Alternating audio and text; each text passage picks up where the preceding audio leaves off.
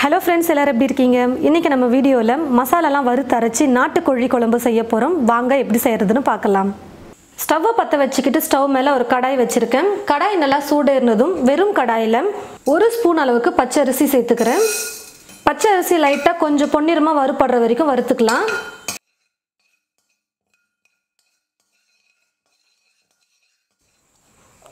அரிசி இந்த மாதிரி நல்லா கொஞ்சம் பொன்னிறமா வறுபட்டு கொஞ்சம் பாருங்க பொரிஞ்சு வரும். அந்த அளவுக்கு நல்லா வறுத்ததுக்கு அப்புறமா எடுத்து ஒரு பிளேட்ல மாத்திக்கலாம். இப்போ இதே கடாயை ஸ்டவ் மேல வச்சிக்கிட்டு 1 ஸ்பூன் அளவுக்கு எண்ணெய் சேர்த்துக்கிறேன். எல்லா மசாலா பொருளையும் இந்த ஸ்பூன்ல தான் நான் அளந்து சேர்த்துக்க போறேன். 3 ஸ்பூன் மல்லி விதை சேர்த்துக்கிறேன். 1 ஸ்பூன் சீரகம், 1/2 ஸ்பூன் சோம்பு, 1 ஸ்பூன் மிளகு, கசகசா 1/2 ஸ்பூன் சேர்த்துக்கிறேன். 1/2 ஸ்பூனுக்கும் குறைவா கூட சேர்த்துக்கோங்க, அதுக்கு மேலே சேர்க்கக்கூடாது.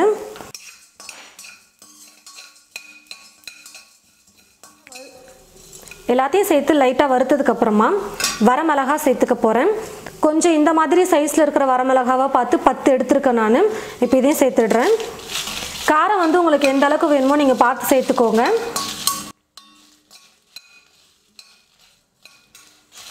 மிளகாவும் சேர்த்து லைட்டாக வறுத்துட்டேன். இப்போ கடைசியாக இது கூட 2 ஸ்பூன் அளவுக்கு தேங்காய் துருவல் சேர்த்துக்க போகிறேன். தேங்காய் துருவல் ஆப்ஷனல் தான், நீங்கள் வேணான்னா ஸ்கிப் பண்ணிக்கலாம். நான் 2 ஸ்பூன் தான் சேர்க்குறேன். தேங்காய் துருவலையும் சேர்த்து ஒரு 30 செகண்ட் வறுத்துக்கிட்டால் போதும்.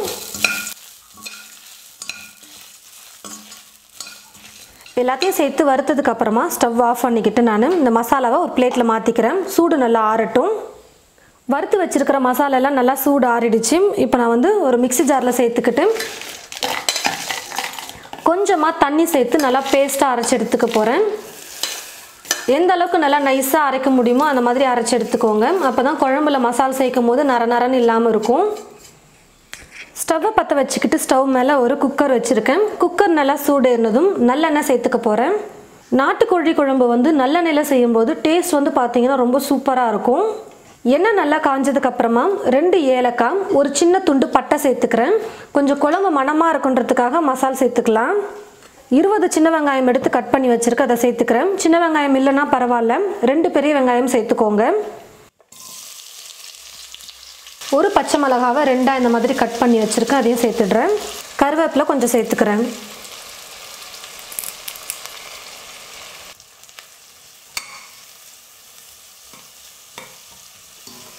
வெங்காயம் நல்லா வதங்கினதுக்கு அப்புறமா இஞ்சி பூண்டு விழுது 2 ஸ்பூன் சேர்த்துக்கிறேன்.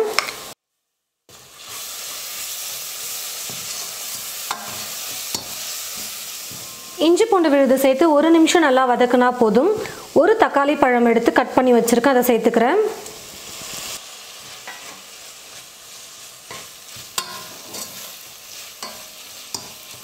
பாருங்க ஃப்ரெண்ட்ஸ், சேர்த்துருந்த தக்காளி எல்லாம் நல்லா வெந்து மசிஞ்சு வர வரைக்கும் நல்லா வதக்கிக்கிட்டேன்.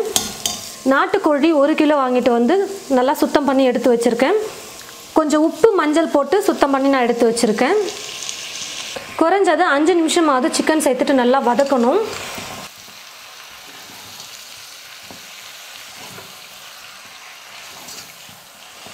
பாருங்கள் ஃப்ரெண்ட்ஸ், கறியை சேர்த்ததுக்கு அப்புறமா 5 நிமிஷம் நல்லா நான் வதக்கிக்கிட்டேன். இப்போ வறுத்து அரைச்சி வச்சுருக்கிற விழுதை சேர்த்துக்க போகிறேன். குழம்புக்கு தேவையான அளவுக்கு உப்பு சேர்த்துக்கிறேன். 1/2 ஸ்பூன் மஞ்சள் தூள். இப்போ இது எல்லாத்தையும் சேர்த்து ஒரு 2 நிமிஷத்துக்கு நல்லா வதக்கிக்கலாம்.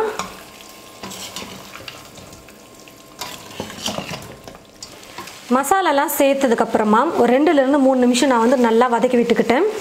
இப்போது குழம்புக்கு தேவையான அளவுக்கு தண்ணி சேர்த்துக்க போகிறேன்.